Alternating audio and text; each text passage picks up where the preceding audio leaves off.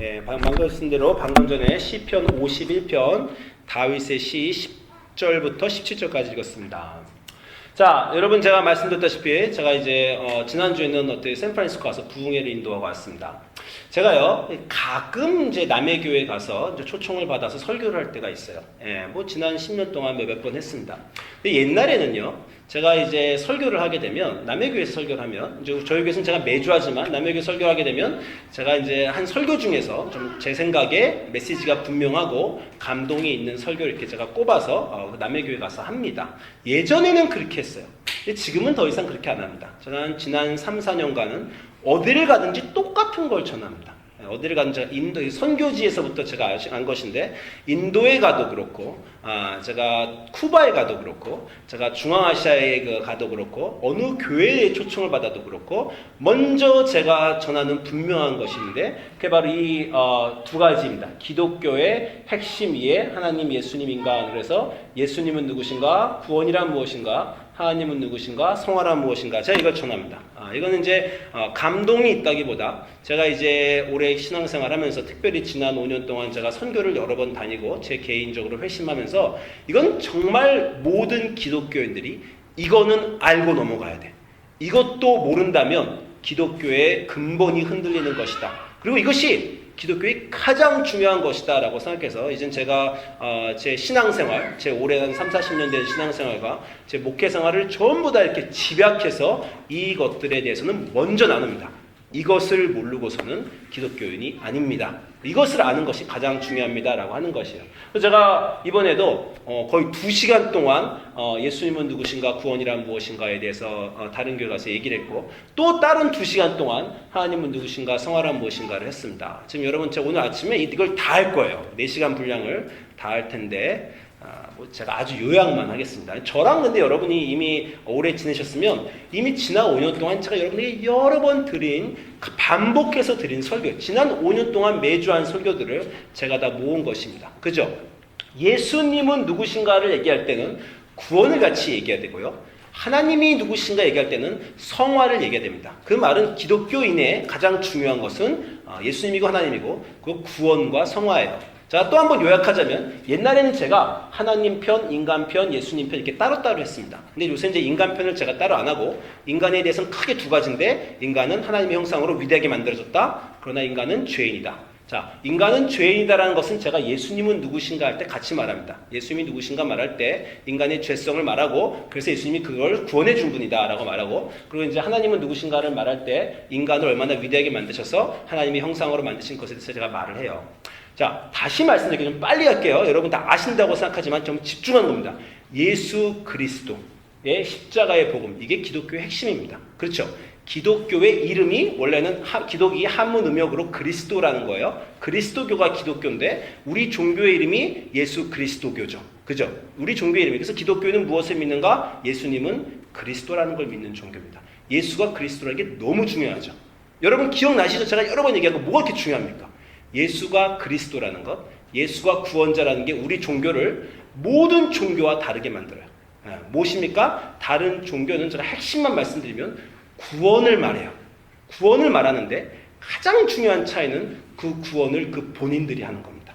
그죠? 부처님이 있고 모하메드가 있어서 구원의 길을 가리켜줘도 그 구원을 이루는 건 그 부처님과 모하메드의 가리킴을 본인이 지켜내요. 본인의 노력으로 인과 응보로 내가 열심히 산 삶의 대가로 그리고 구원받는 거예요. 그러니까 우리가 그거를 자력구원이라고 합니다. 자기의 힘으로 구원받는 것. 그게 모든 종교예요. 기독교만 구원자가 있죠. 구원자는 구원을 가르쳐준 사람이 아니라 구원을 해주는 사람이에요. 그렇죠? 제가 이거를 여러분에게 설명드리려고 막 수영하는 얘기 여러 번 했잖아요. 그죠? 누가 수영을 했는데 물에 빠져서 허우적거리는데 수영하는 법을 가르쳐준 사람은 구원자가 아니에요. 그렇지만 물에 빠진 사람이 수영하는 법을 못 배워도 착하게 못 살아도 누가 건져줄 수 있다는 거예요. 그게 구원자라는 겁니다. 우리의 인생에 상관없이 구원자가 있으셔서 구원을 해주시는 거예요. 그래서 기독교를 타력구원이라고 합니다. 남의 타죠. 남의 힘으로 구원을 받는 거예요. 너무 중요합니다. 그게 기독교를 다르게 하는 거예요. 그게 우리가 예수님이 있다는 이유입니다. 하나님의 아들, 다른 종교처럼 그냥 선지자나 위대한 선생이 있는 게 아니라 하나님의 아들이 이 땅에 내려오신 이유는 하나님의 아들이 십자가에 달려 죽으신 이 엄청난 사건, 하나님이 인간으로 내려오신 사건과 그 아들이 십자가에 못 박혀 죽으신 이 엄청난 사건의 이유는 그분이 우리에게 구원을 주시는, 그 어떤 인간도 할 수 없었던 구원을 주시는 구원자가 되시기 위해서 오셨다라는 거예요. 그래서 예수 그리스도를 구원자라고 고백하는 게 기독교의 핵심입니다. 기독교인들은 이거를 제가 말씀드리면 고개를 끄덕이시면서 아마 나도 알고 있는 거라고 생각할지 모르지만 여러분의 삶을 보시면요, 여러분은 어쩔 수 없이 계속해서 자기가 중심이에요. 내가 잘해야지, 내가 신앙생활 잘해야지, 내가 예수님 믿었으니까 내가 잘 살아야지, 내가 잘해야지가 머릿속에 중심인 사람은 아직도 지금 이해 못한 겁니다. 내가 잘해야지가 아니에요. 물론 나도 잘해야지만 내가 잘해야지는 항상 가장 중요한 게 아니라 두 번째, 세 번째 중요한 거예요. 기독교에서는 하나님이 하신다, 예수님이 하셨다. 그래서 제가 말씀드렸잖아요. 기독교에만 이 질문이 있다니까요. 구원 받으셨습니까? 다른 종교는 그 질문이 안 된다니까요. 왜냐하면 죽어서 평생 살아온 걸로 염라대왕 앞에 서서 너 잘한 거 얼마, 못한 거 얼마로 평가받는다고요. 그러나 기독교에는 예수님이 하셨기 때문에 믿는 순간 내 나이 20살, 내 나이 30살, 앞으로 3, 40년 잘 살 수 있을지 없을지 모르지만 내가 믿은 그 순간, 예수님이 하신 것을 내 인생으로 받아들인 순간, 예수님이 하신 것, 하나님이 하신 것이 내 삶의 중심이 되어 구원의 중심이 되어야 됩니다. 자꾸 헷갈리세요. 자꾸 여러분 이렇게 믿으시다가도 내가 하는 것 돌아오십니다. 이걸 여러분이 잘 생각하셔야 돼요. 자, 이걸 2시간 걸 제가 지금 몇 분에 요약했어요? 한 3분 됐습니까? 이게 정말 2시간 동안 제 이 얘기를 깊이 완전히 이해하시라고 제가 이제 사실 설교를 드립니다. 그 다음에 아셨으면, 이제 하나님 얘기하는 건데, 제가 은유적으로 이렇게 얘기할게요. 하나님이 아담을 만드셨어요. 그죠? 아담을 완전하게 만드셨어요. 근데 아담이 죄를 지어서 하나님의 아들인, 하나님의 자녀인 아담이 죄를 지은 순간 죄의 종이 됐죠. 그죠? 그 종이 돼서, 아담이 종이니까 아담의 자손이 우리 몽땅 다 종인데, 그래서 우리는 종으로 태어났는데 예수님을 믿은 순간 어떤 일이 벌어졌어요? 죄인의 종인 우리가 다시 하나님께 양자로 입양된 거예요. 여러분이 세례받은 순간 하나님이 여러분 양자 증서에 도장 꽉 찍으신 줄로 믿으시기 바랍니다. 아멘. 여러분이 세례 받으시면서 내가 오늘 예수를 그리스도로 고백합니다. 그 순간에 더 이상 사탄이, 악이 여러분을 주장할 수가 없어요. 내 거다라고 주장할 수가 없어요. 하나님이 법정에서 도장 꽝 찍어서 더 이상 제 종 아니고 내 양자로 입적, 내 자녀라고 하신 바로 그 놀라운 구원의 순간입니다. 믿으십니까? 아멘. 자, 중요한 게 있어요. 여기서 정말 중요한 게 있는데, 하나님의 양자가 다시 됐어요. 그 말은 뭐냐면 아담으로, 죄짓기 전에 아담으로 다시 회복됐어요. 죄짓기 전에 아담이 해야 될 일들은 뭐였습니까? 이게 너무 중요합니다. 하나님이 최초로 인간을 처음 만드신 목적은 무엇입니까? 자, 우리는 그거를 다시 집중해야 돼요. 이제 죄의 종은 아니에요. 이제 하나님의 자녀가 다시 됐습니다. 근데 자녀가 됐다고 끝이 아니라 그게 다 이제 시작이라는 거예요. 다시 하나님이 만들어주신 그 아담의 자유로 갔어요. 이제부터 무엇을 해야 되는가? 그것이 바로 하나님이 누구신가와 성화를 배우는 방법입니다. 그게 기독교인의 목적이에요. 구원을 받은 기독교인의 삶의 목적. 지금 이해되십니까? 구원을 받기 전에 여러분들은 구원을 받는 게 목적이었어요. 아직 여러분이 하나님을 모를 때, 이방인일 때, 그때는 예수님 믿어서 구원받는 게 삶의 목적입니다. 근데 여러분들은 다 벌써 받으셨잖아요. 그죠? 이게 다시 말씀드리지만 취소가 절대 안 됩니다. 천사도 악마도 권세도 아무것도 하나님의 사랑 안에서 여러분을 끊을 수가 없어요. 그 하나님이 한번 사랑으로 확정하시면 된 겁니다. 제가 이렇게까지 얘기 드려요. 여러분이 누구 양자로 삼았는데 그 양자애가 못된 짓을 했어요. 그렇다고 내다 버릴 겁니까? 아니죠. 품고 평생 가는 거죠. 대신요, 벌은 줍니다. 여러분 자녀한테 벌 주잖아요. 잘못하면 맴매도 하고 우리 그라운드도 시키고 그렇죠. 하나님이 여러분에게 벌 주십니다. 벌을 주는 것과 양자에서 쫓아내서 너 내 식구 아니다라는 건 완전히 다르죠. 구원을 받았다는 건 그런 거예요. 예수 그리스도를 믿었다는 건 하나님의 집안의 가족으로 들어왔기 때문에 그런즉 이제 그리스도 안에서는 정죄함이 없다라는 거예요. 정죄함이. 정죄라는 건 자식이 잘못해도 감옥으로 안 보냅니다. 자식이 잘못해도 파이어, 해고하지 않아요. 자기 밑에 직장인들은 잘못하면 내 가게에서 나가 그럽니다. 아들은 너 나가라고 말해도 그 다음날 아들이 기어 들어오면 문 열어주죠. 밥 차려주죠. 그게 가족이라는 건데 여러분이 예수님 믿은 순간 그렇게 됐다는 거예요. 그건 절대 믿으셔야 됩니다. 그런데 그 아버지 집에 살면서 이제 우리는 뭘 해야 되냐고요. 그게 하나님의 거룩함으로 자라나는 성화라는 것이 이제 거기서 나오는 겁니다. 그래서 이 기독교인의 가장 중요한 거예요. 내가 구원받았다는 사실, 나의 구원의 근거가 예수님이라는 걸 믿는 것. 그리고 이제 다시 구원받은 내가 하나님의 자녀로 거룩하게 하나님의 자리에 이르는 것. 이것이 이제 기독교인의 양대 신앙의 산맥입니다.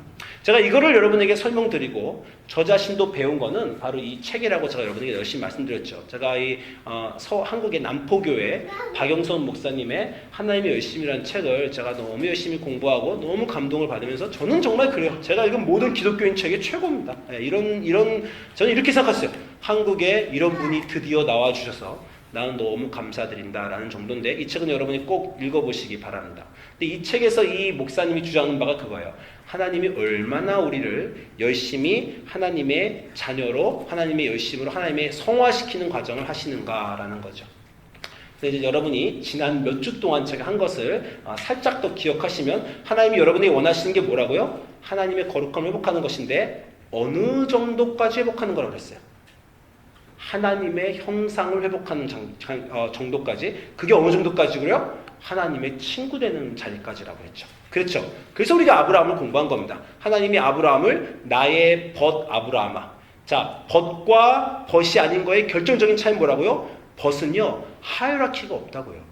내 종업원은 내 친구 아닙니다. 내 하인은 아니에요. 벗은요, 같은 레벨을 얘기하는 거예요. 예. 하나님이 우리를 하나님의 레벨로 초청하신다고요. 예, 자녀로 초청하신다고. 그래서 이사야서 41장에 나의 종 너 이스라엘아 내가 택한 야곱아 나의 벗 아브라함. 그래서 제가 이제 성경이 하나님이 아브라함을 자기의 친구라고 하는 걸 말씀드렸고요. 그리고 하나님이 아브라함을 친구라고 하는 증거는 뭐라고요? 하나님이 아브라함에게 자기의 일을 숨기지 않으신다고요.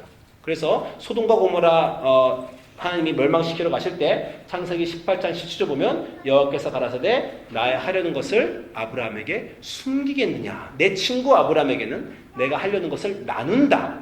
그게 친구라는 거죠. 그리고 요한복음 15장 15절에 예수님이 너희가 종이 아니고 친구인 것에 대한 정의를 어떻게 내리셨다고요? 종은 주인이 하는 것을 모르지만 친구는 안다는 거예요. 그렇죠? 요한복음 15장 15절에 예수님이 그렇게 말씀하십니다. 너희를 종이라 하지 아니하려니 종은 주인이 하는 것을 알지 못함이라 너희를 친구라 하였노니 내가 아버지께 들은 것을 다 너희에게 알게 한다. 여러분 하나님의 친구십니까?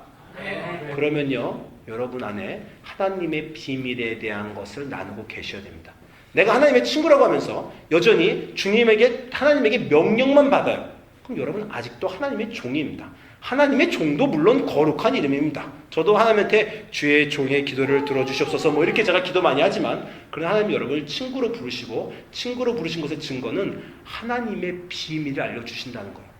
근데요 그게 그냥 알려주시는 선물이 아닙니다. 여러분이 여기 애들이 있으니까 그렇지만 폴하고 연희가 다이앤에게 여러분의 인생의 기쁨을 나눌 수 있어요? 없어요. 말해줘도 못 알아듣습니다. 그렇지만 폴 부모님은 폴에게 지금 당신들이 아시는 인생의 가장 중요한 걸 나눠줄 수 있습니까? 있죠.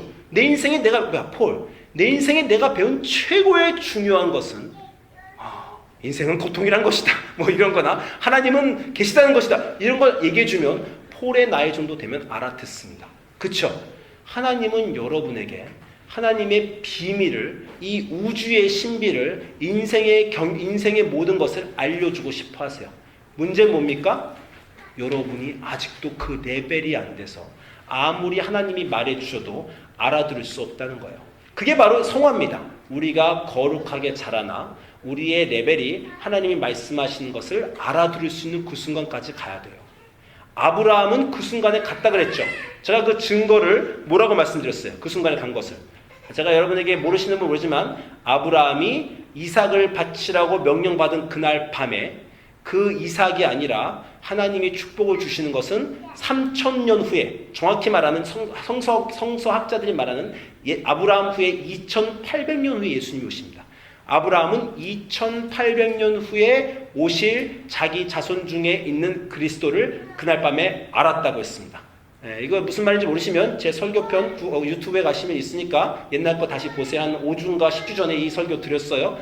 아브라함이 그 증거가 성경에 분명히 있어요. 예수님이 아브라함은 내 때가 올 것을 알고 보았다. 그렇게 예수님도 말하고 갈라디아서 바울이 여러 군데서 아브라함이 그날 밤에 그게 사실은 그날 밤에 하나님이 아브라함에게 이삭을 바치라고 시험한 이유예요. 그 레벨까지 끌어올리시기 위해서 천천히 가리키시다가 그날 밤에 아브라함에게 알려주신 겁니다. 무슨 말이냐면 전 세계를 우주를 지으시고 인간을 예수 그리스도를 통해서 구원하시려는 그 비밀을 하나님이 아브라함하고 나누셨다는 거예요. 그리고 심지어 어떻게 하셨어요? 그걸 아브라함이 경험해 보게 하셨어요. 내가 아들을 주어 세상을 구원할 것인데 너도 한번 아들 주어 내가 경험할 것을 경험해봐라. 아들 바쳐봐라. 그게 그날 밤에 일어난 일이에요. 하나님이 아브라함을 너무 존귀히 여기셔서 정말 여러분 상상이 가세요? 뭐 노스트라다무스 이런 사람이 유명하다고 하지만 2000 인간으로서 정말 2년 후에 이틀 후의 일도 알지 못한 게 우리 인간인데 2분 후도 모르잖아요. 2800년 후의 미래를 아브라함에게 보여주셨다는 거예요. 이건 너무너무 놀라운 겁니다. 그래서 그 아브라함은 하나님의 친구 레벨까지 올라갔다는 거예요. 저는 제 소원이 이제 그겁니다. 하나님이 나에게 어디까지 보여주실려나. 제가 여러분하고 여러 번 나눴습니다. 제가 지난 5년 동안 하나님이 여러 가지 인생의 비밀과 제가 선교 여행을 통해서 많은 기적들을 보면서 하나님의 일을 조금씩 보기 시작했어요. 제가 여러분에게 나눈 욥도 그거 아닙니까? 지난주에 제가 욥을 나눴잖아요. 욥을 나눌 때 주제가 뭐예요? 하나님 욥한테 뭘 요구하신다고요? 너는 내 레벨로 올라와라. 대장부처럼 허리를 묶고 나하고 말을 섞어보자. 나하고 말대결을 해보자. 그 정도까지 욥을 높이 올리시기 위해서 그 고난이 왔다라고 제가 여러분에게 말씀드렸어요. 성경에 아주 유명한 사람들이 유명한 이유는 다시 말씀드릴게요. 아브라함은 뭘 대단한 일을 했어요? 황제입니까? 징기스칸이에요? 알렉산더예요? 나라를 세웠어요? 아브라함 정말 세상적으로 보면 아무것도 아닙니다. 그러나 하나님의 우주 경영의 몇천 년 동안의 비밀을 아는 그 위대한 자리로 아브라함을 초청하셨다는 게 너무 중요하고 그게 우리 삶의 목표예요. 어떤 위대한 일을 하여 위대한 사람이 되는 게 아니라 하나님이 보시는 것을 보는 사람. 그래서 욥한테 어떻게 말씀하셨다고요? 욥의 그 모든 고난이 끝난 다음에 욥이 뭐라고 고백했어요? 내가 이전에는 귀로만 들었사오나 이제는 주를 눈으로 봅니다. 하나님 레벨로 올라갔다는 거죠. 하나님 보시는 것을 보고 하나님이 들으시는 것을 듣고 하나님이 느끼시는 것을 느낀다는 거예요. 그게 여러분 삶의 목적입니다. 아멘? 아멘. 여러분 삶에서 그 순간을 향해서 계속 기독교인은 나아가셔야 돼요. 제가 이번에 우리 선교 가는데 벌써 2명이 취소했어요. 2명이 지금 가족이 반대했어요. 가족이 코로나 바이러스가 이렇게 퍼지는데 어디를 가냐. 그리고 취소한 분들이 저에게 텍스트를 쳤습니다. 저는 선교를 간다고 하나님이 코로나 바이러스에서 우리를 보여주실 거라는 생각은 안 합니다. 그렇게 맹목적인 믿음을 갖고 있지는 않아요. 그래서 제가 알아서 조심하는 겁니다. 이렇게 저한테 텍스트를 주셨어요. 제가 답장으로 뭘 썼냐면 제가 선교를 간다고 해서 하나님이 코로나 바이러스에서 저를 보호해 주실 거라고 믿어서 선교를 가는 것은 아닙니다. 그러나 제가 선교를 가는 이유는 거기에 가면 하나님이 나에게 하늘을 열고 놀라우신 하늘의 비밀을 보여주기 때문에 그걸 제가 너무나 원해서 더 많은 강의 위험과 도적의 위험과 코로나 바이러스 위험과 박해의 위험이 있음에도 불구하고 그게 없다는 게 아니라 있음에도 불구하고 그 자리를 내가 하나님의 영광을 보고 하나님이 아는 것을 아는 자리라고 여기기 때문에 위험을 감수하고 저는 가는 것입니다. 자, 마지막 글에 이렇게 썼어요. 저한테 선교는 보물섬입니다. 여기서 트레저라고 적었어요. 저는 정말 그런 마음으로 선교 가요.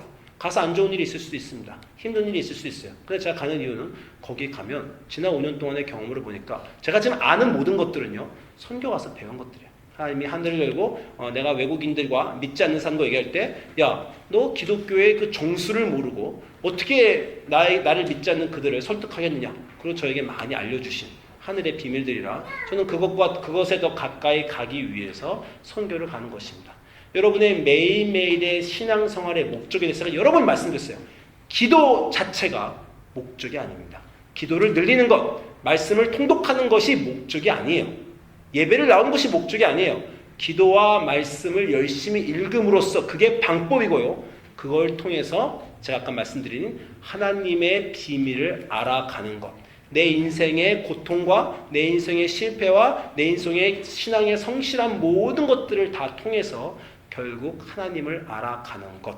그게 기독교인의 목적이라고 제가 여러분에게 말씀드렸습니다. 자, 아브라함한테 이렇게 말씀드렸는데요. 이제 또 한 명을 우리가 오늘 공부할까 합니다. 자, 빨리 얘기 드릴게요. 마태복음 1장 1절에 예수님에 대한 소개는 뭡니까? 아브라함과 다윗의 자손 예수 그리스도의 계보라. 그렇게 돼 있죠. 예수 그리스도의 계보에 몇 명이 나오냐면요. 14대, 14대, 14대. 보시죠. 빨리 해가지고 몇 대예요? 14대 곱하기 3은 42명입니다. 42대의 조상들의 이름이 마태복음 1장에 쭉 나오는데 그 중에서 성경은 마태는 2명만 꼽았어요. 아브라함과 다윗의 자손 예수 그리스도의 계보라. 자, 방금 전에 우리가 봤지만 아브라함이 예수 그리스도의 계보의 그 중심에 있어야 되는 이유를 방금 말했습니다. 위대한 나라를 세워서 그런 게 아니라 하나님이 이 세상을 경영하시는 것을 하나님과 같이 경험하고 본 그 하나님 레벨에 있는 하나님의 친구 아브라함. 그 정도 되니까 예수 그리스도의 계보의 주인공으로 딱 올라갔어요. 다윗은 왜 올라갔습니까?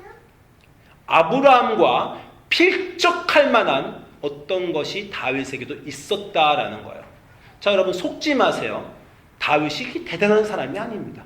골리앗에다가 물맷돌 던져서 골리앗 쳐부순 거, 그거는요 웬만한 고대의 영웅들은 그 정도는 다 했어요. 아킬리우스도 했고 헤라클레스도 했고 고주몽도 했고, 여러분이 읽은 고대의 영웅들은요 다윗이 한 정도의 일은 다 했습니다. 그렇다고 해서 그 사람들이 예수님의 계보에 올라가는 것이 아니에요. 아브라함과 다윗의 자손 예수 그리스도라고 할 때 도대체 다윗은 어떻게 감히 그 하나님의 친구 아브라함의 반열에 올랐을까요? 심지어 사도행전 13장 보면 바울이 다윗에 대해서 얼마나 칭찬하냐면 이새의 아들 사도행전 13장 22절 보면 이새의 아들 다윗을 만나니 내 마음에 맞는 사람이라. 이게 다윗의 이 별명입니다. 하나님 마음에 합한 자. 영어로 말하면요, the man after God's own heart. 하나님의 심장을 따라가는 자. 하나님 마음에 합한 자가 다윗의 별명이에요. 사실 아브라함이 하나님의 친구라고 불린 엄청난 호칭이 있다면 다윗은 이 호칭이 있는 거예요. 하나님의 친구라고 불리지 못했지만 하나님 마음에 합한 자라는 호칭을 불렀어요. 심지어 하나님이 뭐라 하냐면 내 마음에 맞는 사람이 다윗인데 다윗을 통해서 내 뜻을 다 이루리라. 엄청난 지금 기대를 다윗에게 거셨어요. 그리고 나서 하나님이 뭐라 하냐면 이 사람의 후손에서 이스라엘을 위하여 구주를 세우셨으니 곧 예수라. 자, 또 다시 말씀드리지만 다윗이 예수님의 조상인 것만으로 여기에 오를 수는 없습니다. 왜냐하면 아까 말씀드렸지만 예수님의 조상 42명의 이름이 있었다니까요. 42명의 이름이 있는 것 중에 아브라함하고 다윗만 특별히 고름을 받았어요. 다윗에겐 어떠한 특별한 것이 있었습니까? 우리가 다윗에 대해서 다시 말씀드리지만 유명한 게 뭐예요? 다윗이 골리앗을 정말 물맷돌 하나로 너는 창과 방패를 가지고 나오지만 나는 하나님의 이름을 가지고 나올 것이다. 그 위대한 면이 있었어요. 근데 그거는 그렇게 특별한 건 아니라니까요. 그 이후에 어떤 특별한 게 있었을까요? 사울 왕이 자기를 죽이려고 하는데 도망가다가 사울을 죽일 기회가 2번이나 있었는데 사울을 살려줬어요. 그게 이렇게 특별합니까? 그게 예수님 조상 아브라함 레벨, 하나님의 친구 아벨 레벨까지 올라올 거예요? 또 뭐 특별한 게 있었어요. 보면 제가 생각하기에 도망다니다가 아말렉한테 자기 자녀하고 모든 군사가 다 납치를 당했어요. 그때 다윗이 궁급하였으나 여호와를 의지함으로 힘을 얻었다. 제가 기억하는 거 이 3가지 정도입니다. 맞죠? 다윗이 굉장한 거, 골리앗 쳐부수고. 여러분 뭐 다윗 굉장한 거 또 기억하는 거 있어요? 여기까지 굉장했죠. 그리고 왕이 됐어요. 다시 말씀드리지만 그 정도 일을 다 한다니까요. 예, 고주몽도 악한 아래서 태어났는데 악한 왕이 자기를 치료하자 도망가면서 불쌍한 사람 구해주고 불굴의 의지로 나라를 세우고, 이 정도 일은 웬만한 영웅들, 고대의 영웅들, 나라를 세운 사람들에겐 다 있어요. 그런데 다윗은 뭐가 특별했길래 아브라함의 반열에 올라갔습니까? 우리는 거기다가 더 큰 질문이 있죠. 특별하지 않은 것뿐만 아니라 최악의 경우로 떨어진 것까지 알죠. 예? 그렇게 위대한 거 3-4가지밖에 없어요. 그러다가 왕이 돼가지고 나라를 막 확장시키다가 그 막 유명한 사무엘하 11장에 밧세바 사건이 터져버립니다. 아니, 다시 말씀드리면 고대의 그 유명한 왕 중에 징기스칸, 알렉산더, 여러분 고주몽, 아무도 다윗 같은 실수를 저지른 사람은 없어요. 밧세바 사건은 얼마나 대단한 사건입니까? 그 이전에 다윗의 모든 치적을 산산이 부수고도 남을 그러한 극악적인 범죄였고, 여러분이 아시다시피 그 이후에 다윗의 삶은 한없는 나락으로 떨어집니다. 자녀들이 서로 강간을 하고, 형제들이 서로 죽이고, 아들이 자기를 반역을 하고, 그 어떤 피해 복수의 나락으로 떨어지죠. 이 다윗의 삶에 왜 아브라함과 다윗의 자손 예수 그리스도의 계보라고 올라가는 하나님 마음에 합한 자인 엄청난 그를 통해 모든 일을 이루실 어떤 것이 있었습니까? 누가 말씀 좀 해보세요. 어떤 대단한 것이? 회개가 있었다. 회개를 한 사람도 많이 있는데, 회개가 맞습니다. 회개가 맞는데 이 회개가요 보통 회개가 아니에요. 성경에서 회개를 한 사람은 다시 말하면 많아요. 다윗의 회개는 왜 특별할까? 다윗에겐 특별한 거 맞습니다. 아버님 제대로 말씀하셔서 특별해요. 자, 주사님 제대로 말씀할 때 왜 특별하냐? 오늘 시편을 봐야 됩니다. 오늘 시편에 그 비밀이 있어요. 시편 51편에 뭐라고 나오니까, 다윗의 시, 인도자를 따라 부른 노래, 다윗이 밧세바와 동침한 후에 선지자 나단이 자, 다윗이 밧세바에게 동침한 후에 선지자 나단이 와서 그 사람이 바로 당신이요 라고 지적했을 때 이제 다윗이 회개를 시작합니다. 회개를 하는데 여러분 다 아시는 거죠. 하나님이여 주의 인자를 따라 내게 은혜를 베푸시며 주의 많은 긍휼을 따라 내 죄악을 지워주소서. 내가 죄악 중에 출생하였으며 나의 어머니가 죄 중에서 나를 잉태하였습니다. 그렇게 나오면서 회개를 하면서 오늘 말하는 그 유명한 Create in me a clean heart, 내 안에 정결한 영을 주소서, 여기까지는 그냥 아름다운 회개시 중에 하나입니다. 아주 놀라운 말이 하나 나오는데 51장 16절 가면 이 말이 나와요. 주께서는 제사를 기뻐하지 않으십니다 라는 이 말이 나옵니다. 이게 왜 놀라우냐면 여태까지 이스라엘의 모든 역사는 제사밖에 없어요. 레위기 전체가 뭡니까? 제사를 올바로 드리는 법. 구약의 모든 위인들은 그들이 하나님께 제사와 예물을 어떻게 드렸다. 그들이 아브라함이 하나님께 제물을 어떻게 드렸다. 노아가 홍수의 제물을 어떻게 드렸다. 제사와 제물은요, 이스라엘의 삶의 중심입니다. 하나님에게 나아가는 모든 사람은 제사와 제물로 나아가는 거고요. 솔로몬이 성전을 지어서 유명한 이유는 성전이 제사를 지어서 그런 거고, 이스라엘 자손은 매일이 제사의 삶이에요. 제사를 어떻게 드리는가가 그 신앙과 그 국가의 핵심입니다. 제사. 우리가 기승전 뭐라고 하잖아요. 이스라엘은요 기승전 제사예요. 구약의 모든 구슬은 기승전 제사예요. 왜냐하면 그게 하나님께 나아가는 죄를 씻는 거룩한 유일한 구약에서 여기는 방법이었기 때문입니다. 그런데 다윗이, 이스라엘의 왕이 엄청난 말을 하는 건데 하나님은 제사를 기뻐하지 않으신다. 이거는 뭐라 그러는 거냐면요, 제가 오늘 말하면 하나님이 여러분이 교회에 나는 걸 기뻐하지 않으십니다. 뭐 이렇게 말하거나 더 심하면요, 방금 전에 제가 말한 하나님 여러분이 회개하는 거 기뻐하지 않으십니다. 아니, 제가 진짜 한 번 더 나가면 하나님 여러분이 예수님 믿는 거 기뻐하지 않으십니다. 정말 구약에 있는 사람들한테는 이 정도 레벨의 말이에요. 본인들이 가장 중요하다고 생각하는, 역사적으로 인생에서 그들이 가장 국가적으로 가장 중요하다고 생각하는 걸 다윗이 지금 그게 중요하지 않다라고 말하는 거예요. 제사를 기뻐하지 않으신다. 그렇지 아니하면 내가 드렸을 것이라. 주께서 번제를 기뻐하지 않으신다. 하나님께서 구하시는 제사는 상한 심령이다. 번제가 아니라 상한 심령을 구한다. 우리는 지금 이걸 너무 잘 아는데, 우리가 이걸 아는 이유는, 다시 말씀드리지만 우리가 예수가 그리스도인지 아는 이유는 우리는 그로부터 몇천 년 후에 살기 때문에 다 배웠기 때문이에요. 처음 이거를 말한 사람은 엄청난 우주의 비밀을 사람들 앞에 폭파적으로 열어버린 겁니다. 하나님은 제사를 기뻐하지 아니하신다. 다윗이 이거를 어떻게 알았을까요? 이건 정말요, 아까 말씀드린 대로 아브라함이 이삭을 바치는 그날 밤에 내 조상, 내 자손 중에 그리스도가 2800년 후에 나올 거라는 정도의 핵폭탄 같은 그런 선언입니다. 하나님은 제사를 기뻐하지 아니하신다.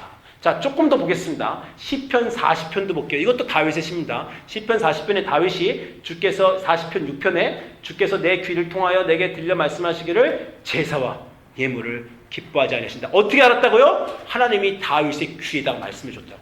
하나님이 다윗의 귀에다가 말씀해 주기를 나 제사와 예물을 기뻐하지 않는다. 이건 정말 다시 말씀드리지만 큰 난리예요. 이스라엘이 어떠하지? 모세의 회막, 그 모든 레위기, 그 모든 모세 오경 전부 다 제사인데 제사를 기뻐하지 아니하고 번제와 속죄제를 욕구하지 아니하신다.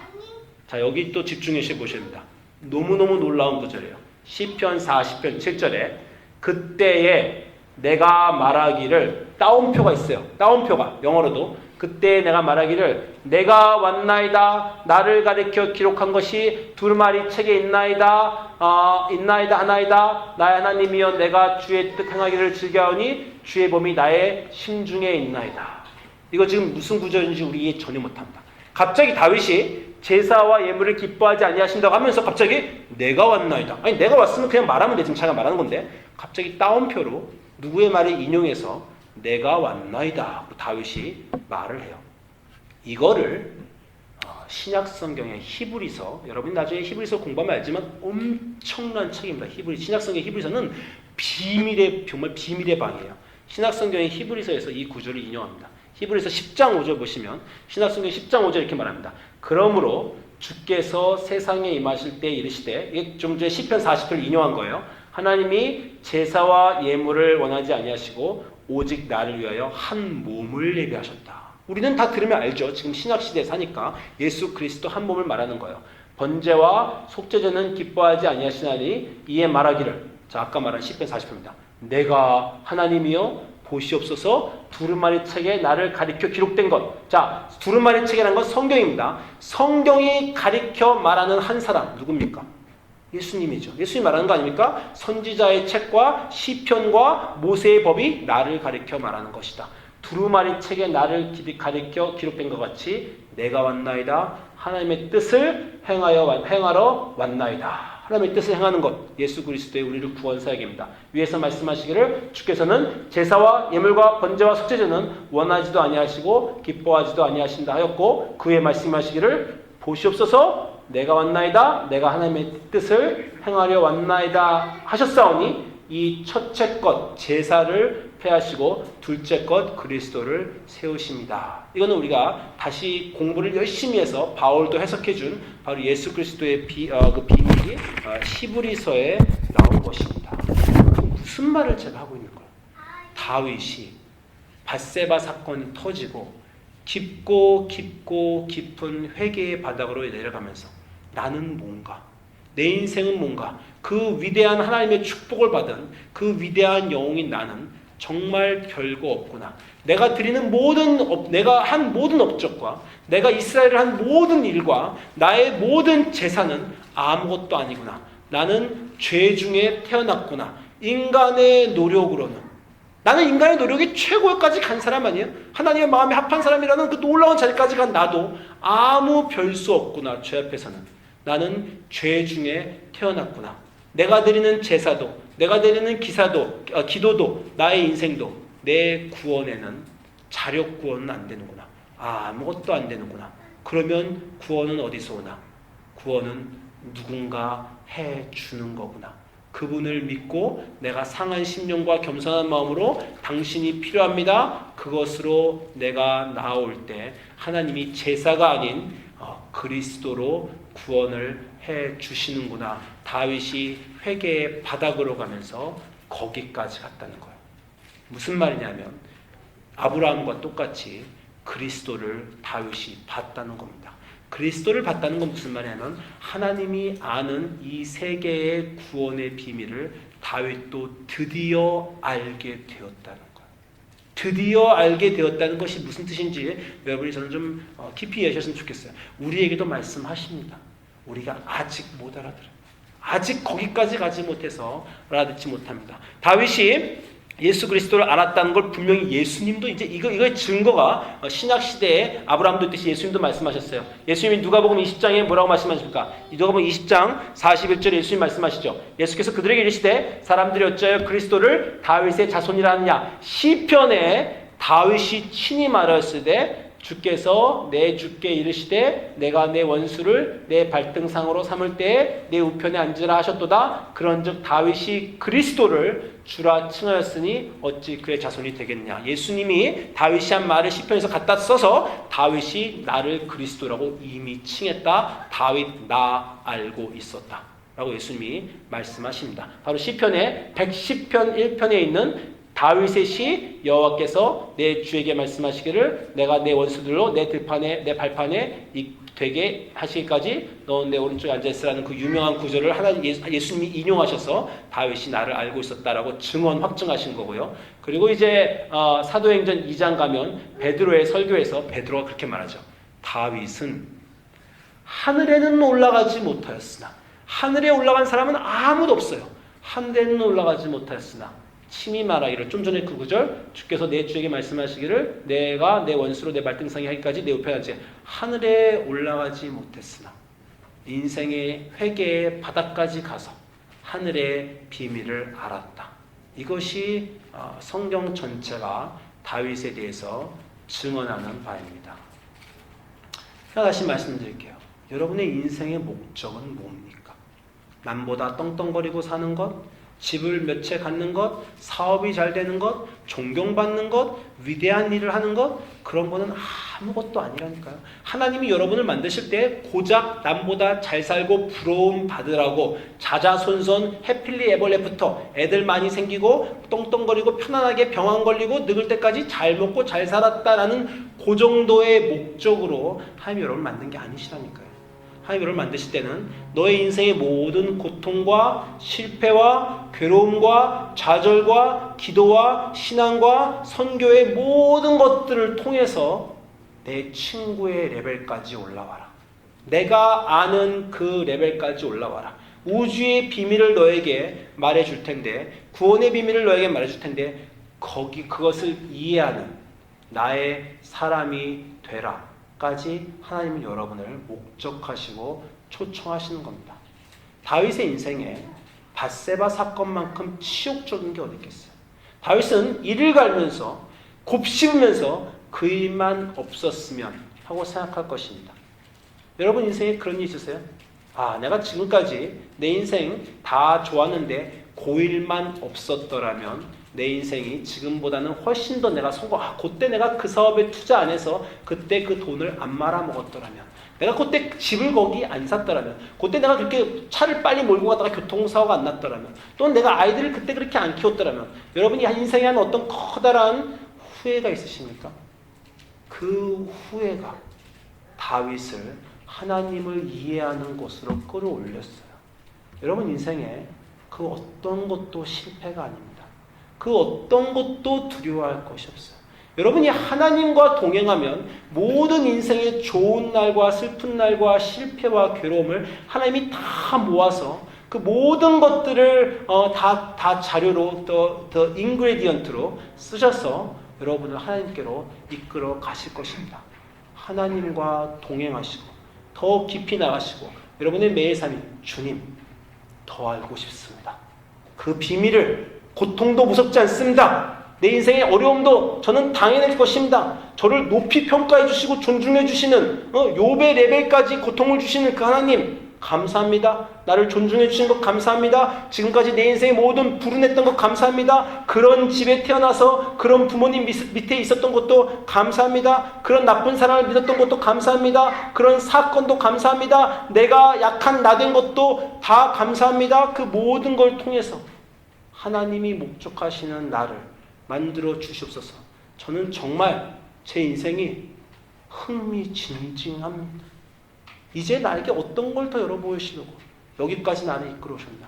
그리고 내가 죽기 전까지 얼마나 많은 이 우주의 비밀을 나에게 열어 보여주실 것인가. 그래서 나도 아브라함이 알았던 것, 다윗이 알았던 것, 도대체 세상 사람들은 알 수도 없는, 대통령도 구글 CEO도 그 어떤 사람도 알 수 없는 그 인생의 놀라움을 하나님은 나에게 얼마만큼 보여주실 것인가. 그것이 우리 삶의 목적이에요. 그거를 보시고 가셔야 됩니다.